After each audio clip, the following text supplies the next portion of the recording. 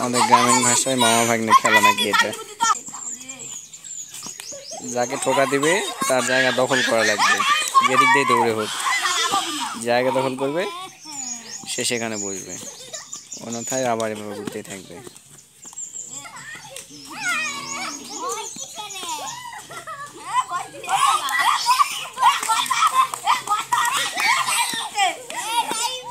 বসে গেছে আবার,